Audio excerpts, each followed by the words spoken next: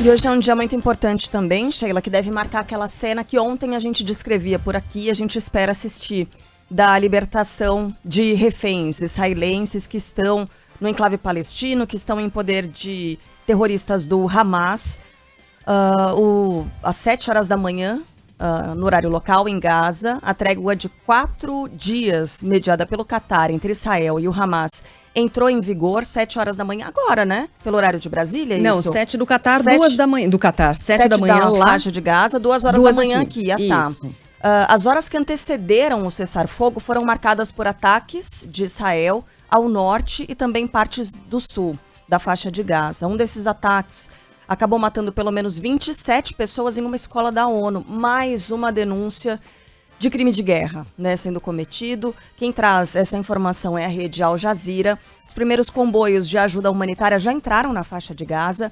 E Arthur Coelho está por aqui para trazer, acompanhou a situação ao longo da madrugada e vai trazer mais detalhes para a gente. Tem também essa expectativa toda, né, Arthur, com relação à liberação desses reféns, mas aí está prevista para um pouco mais tarde, 11 da manhã, pelo horário de Brasília, certo? Exatamente. Assim que começou a tão sonhada guardar a trégua, um comboio de tanques militares israelenses e veículos blindados foi visto deixando a faixa de Gaza, atravessando ali a fronteira de Israel, e a grande expectativa é justamente para a liberação de 13 reféns entre mulheres e crianças que estão em poder do grupo terrorista Hamas.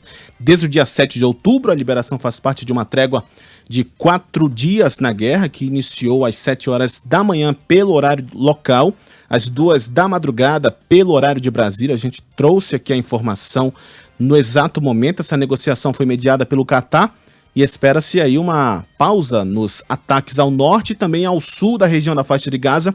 A expectativa é de que 50 reféns sejam liberados nos próximos dias. O acordo também envolve a soltura de 150 palestinos mantidos como prisioneiros por Israel. A expectativa é de que pelo menos 39 saiam desta região.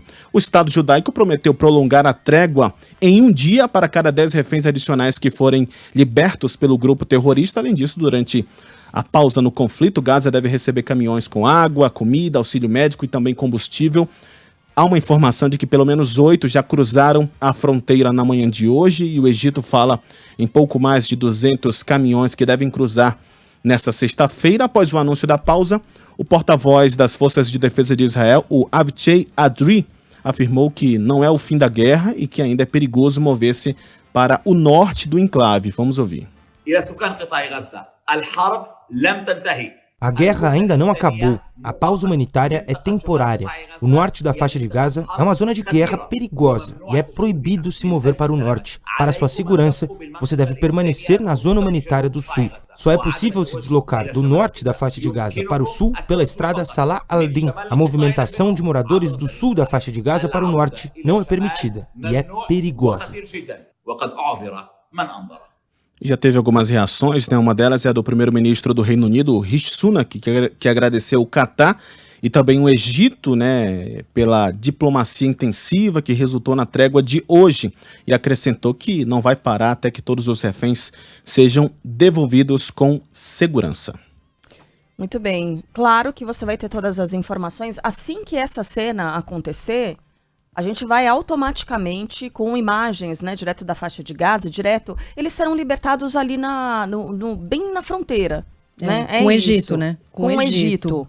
Por meio de Rafah, no sul, aí passam para o Egito e voltam e entram novamente em território israelense, onde serão tratados e levados para hospitais. Pelo menos este é o plano inicial, né? Que eles sejam levados para hospitais em Israel. Isso, eles vão ser entregues à Cruz Vermelha. Depois a comitiva faz uma viagem de Gaza para o Egito, pela passagem de Rafah. Chegando em Rafah, os reféns serão encaminhados para 6 hospitais diferentes em Israel, onde vão ser examinados por médicos e profissionais de saúde. E do outro lado, né, as pessoas devem ser entregues, as que estão em prisões de Israel, devem ser entregues ao Comitê Internacional da Cruz Vermelha na prisão militar israelense, por volta de 4 horas da tarde também, né, 11 horas pelo horário de Brasília. Depois que a Cruz Vermelha recebeu os prisioneiros, os de Jerusalém irão, os de Jerusalém e também os da Cisjordânia vão se reunir no Conselho Municipal de Betúnia, onde as famílias estão aguardando por eles. A gente está falando de 13 reféns nesse momento, não dos 50 né, acordados, os 50 nos próximos dias, mas hoje exatamente a expectativa de liberação de 13 reféns em poder do Hamas, que seriam crianças, adolescentes e mulheres. E 24 de Israel, palestinos que estão em Israel. Uhum. Perfeito. O acordo total envolve, então, 150 palestinos e 50 reféns, 50 israelenses que estão em poder do Hamas. Nesse primeiro momento, como disse a Sheila, o número é menor. Lembrando que não há, né, Sheila, um número exato de reféns. Até hoje, não existe a confirmação exata de quantas pessoas estão em poder do Hamas. Fala-se em 300 pessoas, né? No começo a gente falava em cento e tantas e tal. Esse número foi crescendo e chegou a aproximadamente 300. Então, dessas 300 pessoas que estão desaparecidas, 50 se formou uma lista de 50 pessoas. Essa lista foi acordada entre Hamas e Israel, né, com apoio, como a gente citou aqui, de Estados Unidos, do Catar também. Então, são essas 50 pessoas que devem ser libertadas nos próximos dias, a começar por hoje, por um número menor. Então, estamos aqui na expectativa e, claro que a atenção toda da redação da Band News FM voltada para as novidades, para as atualizações. De volta aqui ao Brasil, Sheila, a gente tem um dos principais destaques nos principais jornais do país, que é o veto do presidente Lula ao projeto que prorroga a desoneração da folha de pagamentos dos 17 setores da economia que mais empregam, e o Congresso, ele pode derrubar esse veto. Decisão já está publicada no Diário Oficial da União de hoje. Apesar do empenho dos setores para a sanção, o presidente Lula cedeu à pressão da equipe econômica para vetar o projeto na íntegra. Isso no último dia de prazo, foi ontem. Ministro da Fazenda, Fernando Haddad, teme não conseguir cumprir aquela meta de déficit fiscal zero no ano que vem e pede para não abrir mão da arrecadação. Presidente Lula, portanto, cedeu, mas João Pedro Melo fala direto de Brasília agora e traz justamente isso, essa expectativa com relação ao veto no Congresso Nacional, né, JP? Quer dizer, tudo pode voltar como estava antes. Bom dia para você, boa sorte tentando explicar tudo isso e também o que é que motiva, né, todas essas decisões. É isso, Carla. A gente está atrás dessa questão, né, relacionada a esse veto desde ontem. Por quê? Ontem era o último dia do prazo, o presidente não tinha dado nenhum indício do que de fato ia acontecer com relação a essa situação. E ontem, no calar da noite ali, se a gente pode dizer assim, resolveu vetar a íntegra desse projeto. E isso, obviamente, gerou reação dos setores que empregam cerca de 9 milhões de trabalhadores no país. Após a decisão de Lula, o presidente da Associação Brasileira da Indústria Têxtil e de Confecção divulgou um vídeo criticando esse veto. Na avaliação de Fernando Pimentel, quem perde é o trabalhador e a atividade econômica brasileira como um todo. A gente vai ouvir um trechinho dele. Isso, evidentemente, vai contra aquilo que a gente entende como necessário para o país, para gerar postos formais de trabalho, para gerarmos mais investimentos e mais crescimento da economia.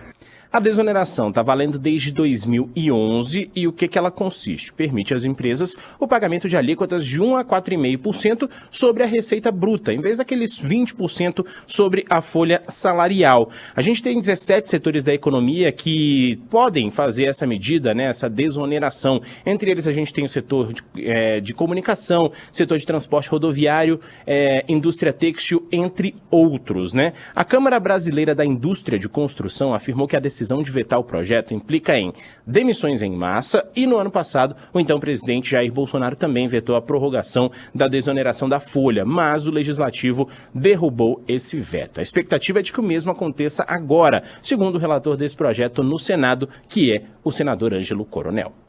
São 17 segmentos da economia que ficarão prejudicados, bem como prefeituras que estão aí à beira da falência, com uma previdência social muito elevada, e com esse projeto ela cai de 20% para 8%. Então vamos trabalhar para derrubar o veto no Congresso Nacional logo na primeira sessão que tiver antes do final desse ano. Olha, mas uma coisa que a gente não pode deixar de citar, né, que no período aí que essas folhas foram de fato desoneradas, houve um aumento no número de postos de trabalho nesses 17 setores da economia. Eles cresceram bastante, essa avaliação inclusive do próprio governo federal. Teve um crescimento de mais ou menos 10% aí no número de empregos nesses setores desonerados. E um outro ponto que a gente precisa citar também é que a derrubada desse veto depende, obviamente, de uma reunião do Congresso Nacional. Falávamos ontem que teríamos uma sessão, essa sessão acabou sendo cancelada com uma justificativa de que não havia espaço para se fazer uma sessão do Congresso Nacional, porque, por eventuais questões do Congresso, o plenário da Câmara estava sendo usado, o plenário do Senado também estava sendo usado, e com isso, o senador Rodrigo Pacheco, presidente do Congresso, não conseguiu um espaço para fazer a sessão do Congresso, a sessão conjunta. Então, esse é um problema. O Congresso tem que se reunir para, de fato, analisar esses vetos. São 33 que estão na pauta, estão, inclusive, trancando a pauta nesse momento, ou seja, impedindo que o Congresso analise outras matérias, e a expectativa agora é de que deputados e senadores se reúnam na próxima terça-feira, exatamente para discutir esses vetos. Essa que deve ser, inclusive, a penúltima sessão do Congresso, antes da última, que é a votação do orçamento.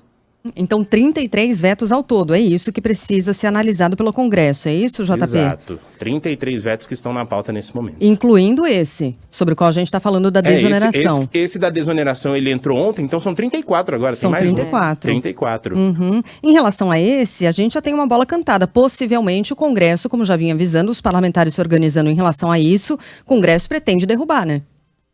Exatamente. A ideia é que seja derrubada, assim como já foi em outros episódios. E assim, o que a gente está acompanhando, desenrolar dessa história? Provavelmente vai ser analisado em bloco. O que é a análise em bloco que a gente chama?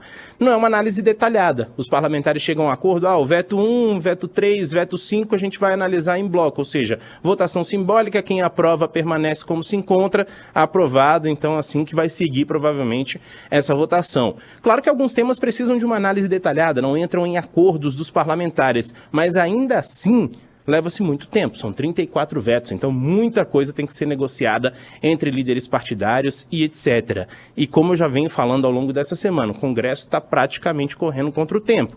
34 vetos não é fácil de você analisar. Há projetos de lei também do Congresso Nacional que precisam ser analisados, que precisam ser aprovados ou rejeitados, e tudo isso está trancando a pauta antes da votação do orçamento. É uma questão delicada, ainda precisam ser feitas 2 reuniões do Congresso, e aí a gente não sabe se de fato os parlamentares vão sair de férias. Eles vão sair de férias, né? A gente já sabe que isso vai acontecer, mas provavelmente vão votar a toque de caixa essas matérias todas. Aí, trabalho para Brasília, que continua acompanhando esse e outros assuntos. JP, obrigada pelas suas informações. Bom trabalho, Imagina, até. Estamos juntos, um abração. A gente consegue tirar um termômetro pela roupa do João Pedro Melo. Tá com uma camisa sem gravata. Tudo bem que o Megali diz... A gente combinou, hein, Carlinha? A gente tá com uma camisa, camisa parecida, uma camisa azul, social. E o Megali diz, mas gravata é só colocar por cima dessa camisa. Ok, mas ele tá sem agora. Então é um ótimo indicativo de que, assim, tá pronto para as coisas, mas ao mesmo tempo não tem nada iminente, né, de acontecer. JP, exato. Sextou, Black Friday. Sextou, pessoal. Tamo junto. Um abração. Valeu, até. E o Supremo Tribunal Federal reage à aprovação da proposta de emenda constitucional que limita as decisões individuais de magistrados de cortes superiores. São as decisões monocráticas.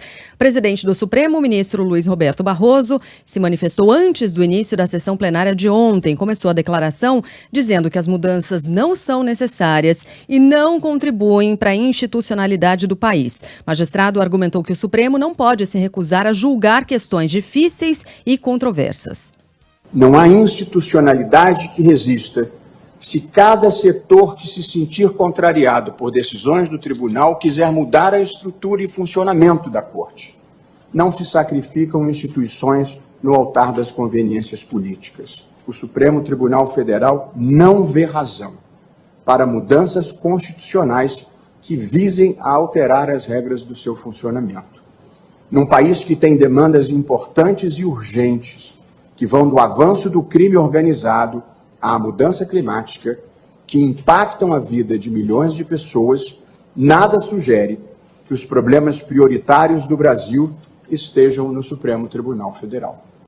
O presidente do Supremo defendeu as prerrogativas da Corte, listou casos importantes que tiveram em algum momento determinações monocráticas de ministros do Supremo. Luiz Roberto Barroso também afirmou que os países que sofreram com retrocessos democráticos recentemente começaram um processo com mudanças nas Supremas Cortes. Nos últimos anos, o Supremo Tribunal Federal enfrentou o negacionismo em relação à pandemia, salvando milhares de vidas. O negacionismo ambiental enfrentando o desmatamento da Amazônia e a mudança climática, bem como funcionou como um dique de resistência contra o avanço autoritário. Por esse papel, o tribunal sofreu ataques verbais e a criminosa invasão física que vandalizou as instalações da Corte. Após esses ataques verbais e físicos, o tribunal vê com preocupação avanços legislativos sobre a sua atuação.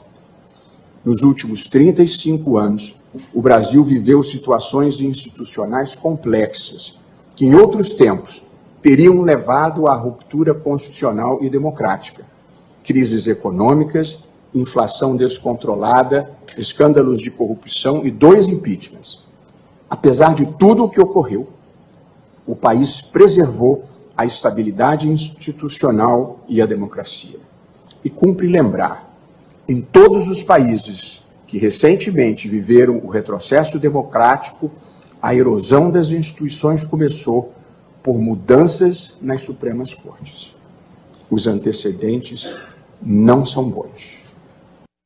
O decano da Corte, ministro Gilmar Mendes, também falou antes do início da sessão plenária, disse que a Corte está preparada para enfrentar investidas desmedidas, esse é o termo usado por ele, do Poder Legislativo e que não vai admitir intimidações.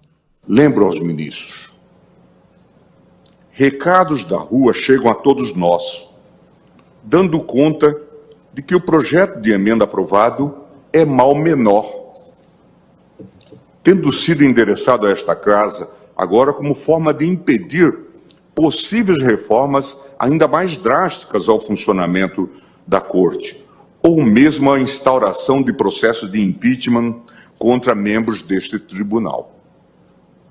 No particular, senhor presidente, é preciso altivez para rechaçar esse tipo de ameaça de maneira muito clara. Esta casa não é composta por covardes. Esta casa não é composta por medrosos. Cumpre dizê-lo com a serenidade, mas com firmeza. E com o desassombro que esse tipo de investida exige de todos nós, membros desta casa multicentenária. Este Supremo Tribunal Federal não admite intimidações. Depois veio a tréplica, né? Mais tarde o presidente do Senado respondeu. Rodrigo Pacheco disse que a PEC não é uma retaliação e que não vai admitir agressões de ministros do Supremo. Não me permito fazer um debate político, tampouco receber agressões que gratuitamente eu recebi por membros do Supremo Tribunal Federal em razão de um papel constitucional que eu cumpri de buscar aprimorar a justiça do nosso país através dessa emenda à Constituição. E quero dizer que nós continuaremos cientes da nossa responsabilidade constitucional, porque nós representamos mais de 200 milhões de brasileiros, nós somos votados, eu tive mais de 3 milhões de votos no meu estado de Minas Gerais, outros senadores foram votados para representar o povo brasileiro, e nós vamos continuar a buscar fazer o bem para esse país. O presidente do Senado disse ainda que a PEC se baseia em questões técnicas e que não caracteriza o enfrentamento à corte. Vamos lembrar que na votação de antes de ontem, o Planalto foi surpreendido pelo voto do líder do governo no Senado a favor da PEC. Depois de uma repercussão negativa entre os petistas, o senador Jacques Wagner se retratou, disse que a decisão foi estritamente pessoal. Pediu desculpas ainda aos ministros do Supremo, afirmou que não teve intenção de afrontar ninguém. O presidente Lula tenta acalmar aí a tensão para garantir a aprovação de pautas econômicas no Congresso que aumentem a arrecadação do governo. A proposta de emenda à Constituição agora passa pela apreciação da Câmara e precisa ser aprovada em 2 turnos para então ser promulgada. Sheila, é preciso avisar os ministros do Supremo que os brasileiros estão atentos quanto a questões antidemocráticas. E acho que isso ficou muito claro antes da eleição, né? As pessoas se colocaram ao lado da normalidade, da defesa dos 3 poderes estabelecidos. Então, quanto a isso, nós estamos atentos também. Agora, isso não deve impedir essa ameaça antidemocrática que pairou, sim, sobre o Brasil, ela não pode impedir outras discussões, né? Claro. Como uma dessas, que é tão importante, que é a vontade, a decisão de um único ministro sobre decisões de outros tantos, de outras tantas figuras que são importantes também para as nossas instituições, que são deputados, que são senadores. e que é o presidente da República, né? Que são os outros dois poderes. Então, é muito saudável discutir esse tipo de coisa. Dizer que a democracia está sob risco quando se fala sobre esse tipo de questão, eu diria que é um certo exagero, e é dizer que nós todos aqui somos, além de cara, que nós somos bobos realmente, né? Agora, eu acho que a gente tem cara de bobo, mas nem todo mundo é bobo. Então, assim, estamos atentos quanto a isso. Claro, né, que não era de se esperar outra coisa dos ministros, que não defender uma posição, que não, né, mostrar essa bandeira aí de que eles querem, obviamente, manter os poderes que têm, mas estamos atentos quanto a questões antidemocráticas. É importante avisar isso aos ministros também, né, que a população, os eleitores, os brasileiros não vão deixar que nada de grave aconteça com a nossa democracia. Fiquem tranquilos, mas atentos, porque, né, poder demais para algumas pessoas, isso também não é equilibrado dentro de uma democracia. Agora a gente fica nessa de uma resposta daqui, tréplica dali, vai e vem. Tudo que a gente não precisa é de uma guerra institucional, né? Exatamente, Sheila, exatamente. Vamos voltar aqui, porque a Enel confirma a saída de Nicola Cotugno do comando da distribuidora de energia no país. O executivo atuou por 32 anos na empresa. Nos últimos 5 anos, ele ocupou a presidência no Brasil. Por meio de nota, a concessionária disse que Cotugno vai se aposentar e que a decisão já estava programada. No lugar dele, quem assume é Antônio Scala, que atua há 18 anos na companhia. É importante falar do contexto, né? Esse movimento vem depois daquele episódio bastante desgastante para a empresa, mais um, né? O apagão que afetou mais de 2 milhões de unidades de imóveis em São Paulo. Inclusive, foi o Cotugno que chegou em uma entrevista a dizer que não devia desculpas para a população, né? No Brasil, a Enel atua como distribuidora de energia em São Paulo, no Rio, no Ceará também. E ontem, uma falha no fornecimento deixou a Festa Literária Internacional de Paraty, a Flip, às escuras, por cerca de 2 horas. Adivinha, Enel. O problema foi provocado por uma descarga elétrica que danificou a rede da cidade do litoral sul fluminense, operações lá da Enel, exatamente nesse mesmo dia. Paralisação de auditores fiscais da Receita Federal já causa impacto nas aduanas e postos de fiscalização pelo país. No posto fiscal de Corumbá, no Mato Grosso do Sul, por exemplo, há uma fila de cerca de 200 caminhões. Em Uruguaiana, no Rio Grande do Sul, tem carretas carregadas de produtos para exportação paradas na espera de passagem pela fronteira com a Argentina. Motivo é a operação padrão de servidores da Receita Federal que alegam descumprimento de um acordo com o governo em 2016. Essa tratativa previa pagamento de um bônus de eficiência e também produtividade. Ontem, no 4º dia de greve da categoria, mais de 200 auditores se reuniram num ato público na Superintendência na região fiscal de São Paulo. O auditor Marcos Dantas diz que a paralisação pode impactar a arrecadação prevista pelo governo para o cumprimento das metas fiscais. A greve dos auditores fiscais, se não for tratado com seriedade pelo governo, vai inviabilizar financeiramente o governo.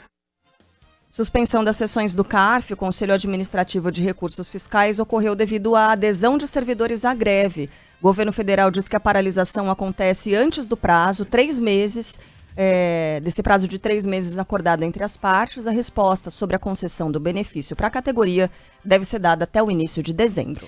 Preparem, população de São Paulo deve ficar sem alguns serviços por paralisações. Funcionários do metrô, da empresa de trens urbanos, da companhia de saneamento e de outros órgãos estaduais podem fazer uma paralisação, uma greve unificada na semana que vem. Houve assembleias ontem, Roberta Russo está aqui no estúdio para nos falar quais categorias estariam envolvidas. Fala aí, Rô, bom dia. Oi, gente, bom dia para vocês. Os funcionários da Companhia do Metropolitano de São Paulo, do metrô, da Companhia Paulista de Trens Metropolitanos também aprovaram essa greve para a próxima terça-feira, no dia 28. Os ferroviários já tinham definido a interrupção das atividades na noite da quarta, enquanto a decisão do metrô foi anunciada ontem à noite pelo Sindicato dos Metroviários. Outras categorias, como trabalhadores da Companhia de Saneamento Básico do Estado de São Paulo, a Sabesp, profissionais da educação e funcionários da Fundação Casa, também decidiram aderir ao movimento. Os metroviários organizam a terceira paralisação em 2 meses, é a quarta se a gente considerar todo o ano de 2023. A greve vai provocar a paralisação das linhas 1 azul, 2 verde, 3 vermelha e 15 prata do metrô e as linhas 7 rubi, 10 turquesa, 11 coral, 12 safira e 13 jade da CPTM. Os funcionários do metrô, como a gente falou, já cruzaram os braços 3 vezes neste ano, uma em março por reivindicações trabalhistas, 2 em outubro, uma delas sem aviso prévio, contra o plano de privatizações do estado de São Paulo. Ao longo de 2023, também houve 2 ameaças de interromper as atividades. Na última paralisação de metroviários e funcionários da CPTM, que foi em outubro, a Justiça do Trabalho determinou 100% de operação nos horários de pico, mas as categorias descumpriram a decisão. É claro que a gente segue acompanhando possibilidade de novas reuniões, mas por enquanto é mantida essa greve programada para a próxima terça-feira com funcionários do metrô, da CPTM e também com a adesão de outras categorias como a Sabesp, Companhia de Saneamento Básico do Estado de São Paulo, profissionais da educação e funcionários da Fundação Casa. A gente vai trazer mais informações para os ouvintes de São Paulo aqui ao longo da programação, porque a gente tem muito assunto, né, Sheila, para falar ainda em um espaço de tempo curto. Hoje, sexta-feira, a movimentação no comércio, porque é Black Friday, tá na internet, tá nas ruas também. Sandro Badaró tá por aqui para trazer orientações importantes para que as pessoas não sejam enganadas. Será que tem como evitar isso? Sandro, bom dia. Bom dia, Carla. Bom dia, Sheila. Tem sim. Dia, então, que inaugura a temporada de compras do Natal. Tem promoções em muitas lojas. Veio desde a década de 70. Surgiu nos Estados Unidos e acontece justamente no dia seguinte ao dia de Ação de Graças. E aqui no Brasil, a gente tem desde 2010. Foi quando aconteceu a primeira Black Friday no Brasil, em 2010. 62% dos consumidores ouvidos pelo Reclame Aqui, o maior portal que faz esse monitoramento, né, das empresas, estão dispostos a comprar algum produto e aumentou em relação ao ano passado. No ano passado, 43% dos consumidores queriam comprar alguma coisa. Já os estreantes, e aí é quem precisa tomar ainda mais cuidado, 30% dos brasileiros que vão comprar alguma coisa hoje, e tem todo tipo de item à venda, basicamente tudo que você imaginar, você pode encontrar algum desconto.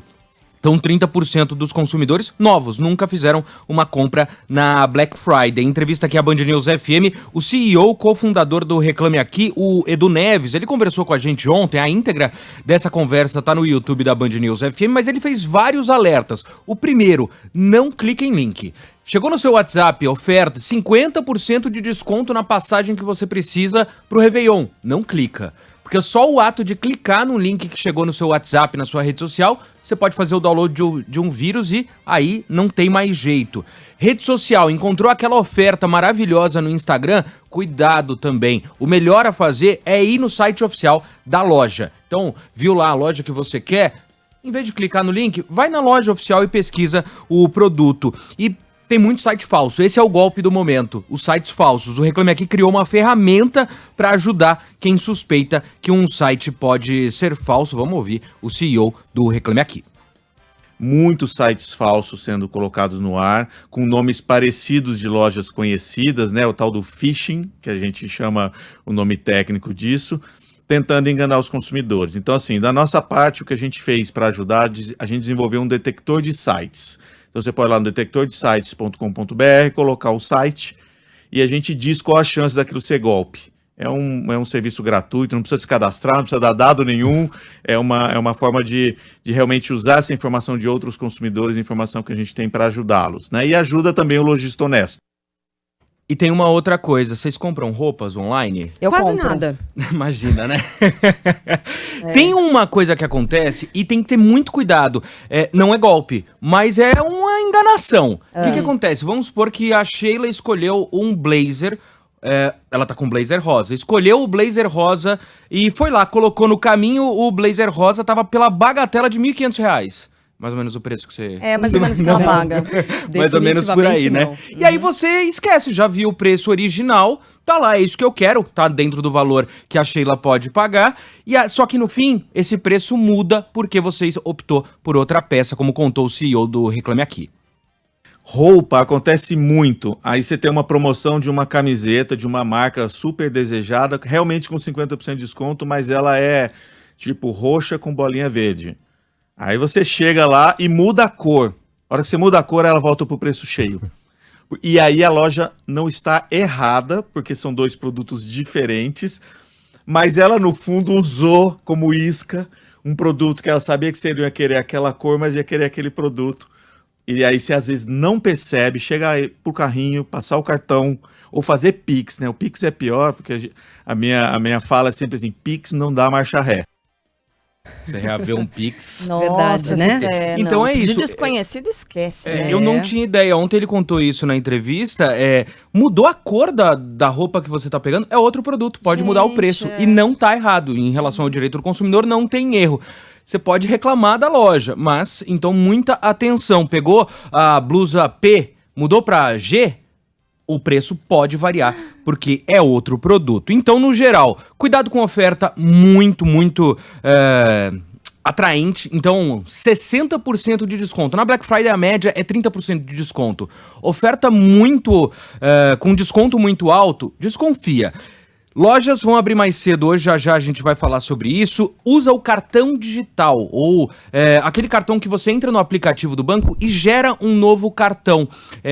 Você tem o seu cartão físico, né? Quando você acessar o aplicativo, ele vai ter lá a opção de gerar o cartão digital. Basicamente, ele vai criar um outro número de cartão para você utilizar naquela compra. A chance de golpe é muito menor. Para fechar, atenção com o prazo do frete e o preço do frete. Você compra, às vezes, um produto de R$50, o frete é R$150. E o Reclame Aqui deu uma outra dica para lojas, principalmente menores, que vão trabalhar na Black Friday. É um momento em que dá problema, atrasa na entrega e as pessoas vão reclamar. Por exemplo, num portal como o Reclame Aqui. É importantíssimo a loja responder. Se não responde, o CEO do Reclame Aqui falou que é muito mais fácil. Pesquisas mostram que o cliente que teve um problema e teve esse problema solucionado pela loja, é muito mais fácil ele se tornar um cliente fiel daquela loja. Então, para os lojistas, resolvam o problema, porque é muito mais fácil você continuar com esse cliente. Não responder, você abre muito a margem para que ele não volte mais. Basicamente, eu não volto mais depois disso, sabe?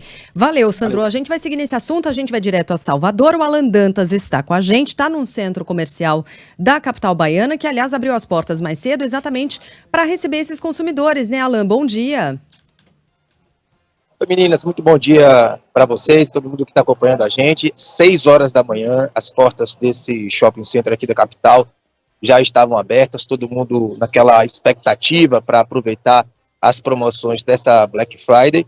Mas eu confesso, quem está acompanhando a gente no YouTube está vendo as imagens, já acompanho essa abertura, já tem alguns anos, e a expectativa que eu tenho, e a sensação que eu tenho é que essas filas estão cada vez menores.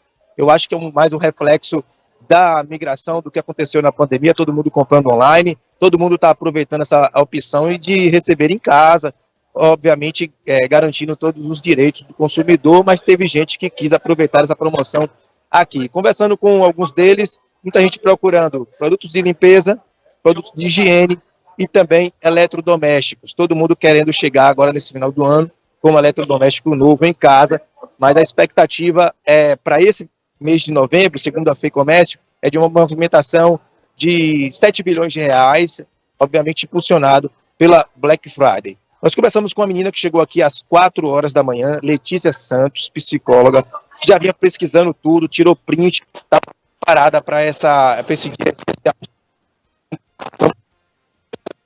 Não saio sem minha TV e vim renovar os itens de casa também. Chegou a fazer uma pesquisa de preço para saber quanto é que vai gastar? E tirei alguns prints também, já há um tempinho. E aí espero encontrar em conta, né? Porque senão é decepção. Juntando valor já desde junho, chegar aqui hoje e não achar valor em conta é complicado. Está vendo as imagens aí, o sinal ficou complicado com Alan Dantas, mas deu para entender, né? Todas as informações que ele trouxe pra gente. Obrigada, viu, Alan? E a gente viu a entrada ali dos consumidores. Segundo ele, menos gente a cada ano, Sheila. As pessoas estão um pouco... Mas aí também a gente tem que colocar... Isso, exatamente, a questão da internet. E a pegadinha que o Sandro Badaró trouxe com relação à cor das roupas, mudança das peças, tem bastante ouvinte falando sobre calçados, né? O número do calçado, o preço varia, também acontece. E voltagem de equipamento eletrônico. Se é 110, é um preço 127 volts, né? Um preço, 220 é outro. Então, ficar muito atento quanto a isso. Também, ao longo do dia, a gente volta a falar sobre esses golpes que estão acontecendo de sites falsos, muita gente se queixando, sobretudo no Instagram. Isso. Em que uma letra é mudada, né, por esses golpistas, que inclusive pagam os anúncios, né, para que eles apareçam no feed das pessoas. Então, mais informações aqui ao longo do dia. Vai ser uma longa Black Friday. O diretor executivo da empresa T4F, a antiga Time for Fun, se pronuncia pela primeira vez depois do fim de semana marcado por uma morte durante o show da cantora americana Taylor Swift. A Mariana Albuquerque tem os detalhes. 6 dias após a morte de uma fã da cantora Taylor Swift, o CEO da empresa responsável pelo evento, a T4F, reconheceu as falhas, pediu desculpas e disse que fez contato com a família da estudante Ana Clara Benevides, que morreu durante a primeira apresentação da artista no estádio Newton Santos, na zona norte do Rio. Essa é a primeira vez que um dirigente da companhia se pronuncia publicamente sobre o assunto desde o fim de semana marcado por vários problemas na apresentação da artista. No sábado, o segundo show precisou ser adiado por causa da alta temperatura. O empresário Serafim Abreu reconheceu que poderia ter adotado outras medidas para melhor segurança e a experiência dos fãs, como locais de sombra, adiamento prévio do horário do espetáculo e entrada de garrafas de plástico com água. Serafim ainda pediu desculpas pela demora em se manifestar e lamentou a morte de Ana Clara. Também peço desculpas pela demora em realizar essa manifestação pública, pois nosso foco estava em incorporar os aprendizados que tivemos. Infelizmente, pela primeira vez em mais de 40 anos de atuação, tivemos uma fatalidade em um evento organizado pela Time for Fun. Estamos absolutamente desolados, muito tristes com a perda da jovem Ana Clara. A família de Ana Clara, quero expressar os nossos mais sinceros sentimentos. Coloco aqui, agora, publicamente, a nossa disposição em prestar assistência no que for necessário, como já dissemos diretamente para os membros da família e para o advogado que os representa. Quase uma semana depois, né, essa manifestação. Demorou muito. Demorou demais. Não soube fazer gerenciamento de crise. Definitivamente não soube. Só para lembrar, hoje, amanhã e depois, shows da Taylor Swift em São Paulo, no Allianz Parque. E com chuva, hein, gente? A gente vai falar mais sobre isso já na programação local, para os fãs que vão ao show. Ou aos shows, né? Aos shows. Com chuva.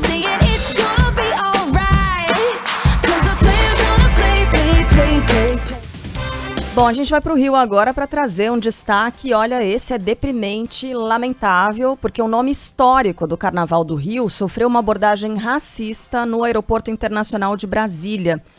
Porta-bandeira Vilma Nascimento, da Portela, histórica, né, um ícone da Portela, tinha viajado à capital federal justamente para ser homenageada na Câmara dos Deputados pelo Dia da Consciência Negra. E na volta isso acontece.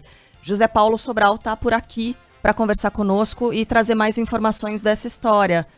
Bom dia, Zé do Zap. Bom dia, Sheila, Carla, bom dia também aos nossos ouvintes. Pois é, a família da ex-porta-bandeira da Portela, Vilma Nascimento, de 85 anos, afirma que vai à justiça contra uma loja do aeroporto de Brasília, onde aconteceu essa situação com a baluarte do Carnaval. Foi revistada durante uma abordagem de uma funcionária, esse caso que aconteceu na última terça-feira em uma loja no terminal de Brasília. E aí, segundo a Duty Free, a fiscal envolvida foi afastada. No dia anterior, a Vilma havia recebido uma homenagem na Câmara dos Deputados no feriado da Consciência Negra. E aí a filha da baluarte, a Daniele Nascimento, compartilhou essa situação, um vídeo nas redes sociais, explicando que foi a Duty Free do aeroporto para comprar chocolates e que na saída a Vilma foi abordada por uma fiscal que pediu para revistar a bolsa dela. No vídeo, a ex-porta-bandeira aparece tirando os itens da bolsa, acompanhada da fiscal da loja. A filha, que filmou toda essa situação, disse que nenhum produto da Duty Free foi encontrado na bagagem, como foi possível também ver nesse vídeo disponibilizado por elas. Daniele conta ainda que pediu para que chamassem a polícia, mas nenhum agente apareceu ali para ajudar nessa situação. E aí, bastante abalada, a Vilma Nascimento, ela agradeceu o apoio que tem recebido depois desse caso. Vocês me desculpem, mas eu não estou podendo, eu nunca passei por isso. Me desculpe, muito obrigado. Eu quero agradecer os apoios todos que eu estou recebendo, dos meus amigos, dos meus fãs. Eu sou negra, tenho orgulho de ser negra, tenho mesmo. Meu avô era escravo e minha avó era índia, então eu tenho orgulho da minha cor. É importante destacar também, pessoal, que a família afirma que nenhum outro passageiro foi abordado e que os funcionários da loja não pediram desculpas pela acusação de furto, nem pela revista depois dessa situação. Aí a Portela, a escola pela qual a Vilma se destacou, ficou conhecida como Cisne da Passarela, se solidarizou com a ex-porta-bandeira. Em nota, a escola repudiou todo esse acontecido e, em nota, a Duty Free lamentou o ocorrido e disse que a abordagem feita pela fiscal de segurança da loja está fora do padrão. O grupo também afirma que vai reforçar os procedimentos internos e treinamentos para impedir que essa situação se repita. Já a concessionária Inframérica, que administra o aeroporto de Brasília, disse que repudia qualquer tipo de ação discriminatória, pessoal. Obrigada, viu, pelas informações. É triste demais, né, ainda acontecer esse tipo de abordagem. A gente sabe que é um longo caminho, porque é o racismo estrutural, né, como a gente precisa trabalhar muito e, sobretudo, o letramento, né, Sheila? Letramento racial, como a gente trouxe aqui no Dia da Consciência Negra, essas discussões. A gente vai ter que continuar falando sobre isso, sim. E aqui lamentamos demais, né, pelo que acontece. Um grande abraço para ela e para toda a família. Vilma, um beijo para você. José Paulo, bom trabalho por aí. Até mais. Bom trabalho, meninas. Valeu. Vamos seguir no Rio, porque o prefeito disse que pediu desculpas ao prefeito de São Paulo, Ricardo Nunes, depois de dizer que a capital fluminense não pode se transformar numa Cracolândia. Em declaração ao jornal Folha de São Paulo, Eduardo Paes afirmou que não quis ser ofensivo com São Paulo e que o tema precisa de discussão ampla em todo o Brasil. Mais detalhes com a Giovana Faria. O prefeito Eduardo Paes afirma que não vai permitir que o Rio de Janeiro repita a situação da Cracolândia no centro de São Paulo. A declaração ocorreu durante a agenda nesta quinta-feira. O planejamento da prefeitura é montar uma unidade de atendimento para receber os dependentes químicos que tenham indicação para tratamento, além da internação involuntária, que vai ocorrer apenas em casos específicos que ameacem a integridade do usuário. O prefeito ainda informou que vai se encontrar nos próximos dias com o ministro de Desenvolvimento Social, Wellington Dias, para debater esse assunto. Paes explica que vão agir dentro da lei para evitar a situação de descontrole na cidade. A gente vai agir dentro da lei. Agora, eu não vou assistir passivamente pessoas morrerem nas ruas de drogadição. Então, assim, nós não vamos ficar assistindo. Eu não vou deixar o Rio de Janeiro se transformar no centro de São Paulo, numa Cracolândia. Eu acho que a receita de bolo dada ali não está dando certo. Não dá para dizer que foi só o governo do Dória ou só do Ricardo Nunes. Então, a gente precisa debater isso sim no Brasil para a gente proteger essas pessoas e proteger a sociedade, por óbvio. É uma fala muito dura, é difícil de ouvir, principalmente para quem está em São Paulo. Mas ele não, né? É uma coisa exposta, explícita o que está acontecendo no centro da capital paulista e que precisa ser debatida e que precisa de novas medidas. Internação compulsória é a solução? Não sei. E isso precisa também ser debatido com muita atenção para não cercear a liberdade individual de muitas pessoas. Mas o que está acontecendo em São Paulo realmente não está certo. E que essa receita não pode ser seguida, não pode ser seguida, né? Quanto a isso, o prefeito do Rio de Janeiro falou com muita propriedade. Bom, mas no Rio também a coisa não tá fácil, né, Sheila? Minha nossa, gente. Não tá fácil. O Fred, né, ex-jogador, foi assaltado no Rio de Janeiro. Tem imagens, inclusive, pra gente exibir. Por isso tem mais da nossa reportagem agora com Vinícius Calisto. O ex-jogador e atual diretor de planejamento do Fluminense, Fred, sofreu um assalto na madrugada desta quinta-feira. Ele teve uma arma apontada contra a cabeça. Os criminosos levaram celulares e o carro do ex-jogador. Apesar do susto, ele não se feriu. Câmeras de segurança flagraram o momento em que a vítima é abordada por bandidos que vinham em um carro. O caso aconteceu em Ipanema, na zona sul do Rio. Depois a gente exibe essas imagens, não subiu ali para nossa live, mas depois a gente exibe, que mostra exatamente o que aconteceu. A gente volta a esse assunto logo mais. Chegou a hora de falar o quê? Terminaram os jogos atrasados do Brasileirão. Palmeiras agora depende só de si para conquistar o bicampeonato brasileiro. Ontem o Flamengo deu um passo importante para a briga pelo título. Botafogo desperdiçou mais uma vez. O resumo dessa rodada com Maurício Ferreira. Muitas emoções, Maurício. O Botafogo empata com o Fortaleza em jogo adiado e o Palmeiras passa a depender das próprias forças para ser o campeão brasileiro de 2023. Agora todos os 20 clubes da Série A estão com 34 jogos e a liderança é do Verdão de Abel Ferreira com 62 pontos. Com 61, o Botafogo vem na sequência sem vencer há 7 jogos na competição. O Flamengo ontem venceu o Bragantino por 1-0 no Maracanã, também em jogo adiado, chegou aos 60 pontos e pulou para a terceira colocação. Grêmio e Bragantino com 59 e Atlético Mineiro com 57 fecham o G6 do Campeonato Brasileiro.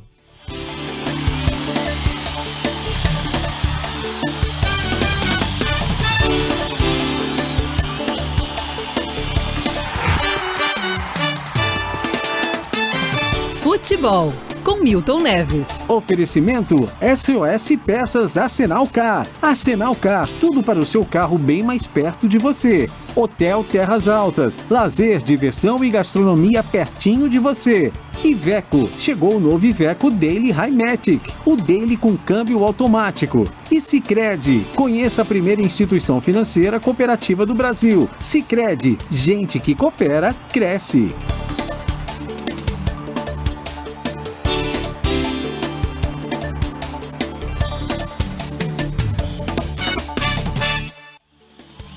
Fala, Milton, bom dia. Muito bom dia, meu amigo da Band News FM. Sheila Magalhães, como é que vai, Carla Ligato, hein? E ontem, rapaz, olha, ontem tivemos aí uma movimentação grande no Campeonato Brasileiro e a coisa foi boa, sabe pra quem? Pro Palmeiras, que virou líder. Porque o Botafogo só empatou em casa 2-2, o Palmeiras 62 pontos e o Botafogo 61. E os dois com 34 vitórias. A coisa realmente está pendendo para a Sociedade Esportiva Palmeiras. E lá embaixo, hein, eu diria que já caíram o América Mineiro, o Curitiba, o Goiás e o Bahia. Bahia que vai perder hoje e vai cair também. Agora o Cruzeiro está quase escapando, mas não escapou ainda não. Então aí são rápidas pinceladas. Grande final de semana para todo mundo e até a próxima. E os pontos corridos, hein, Milton? Então. 7h49.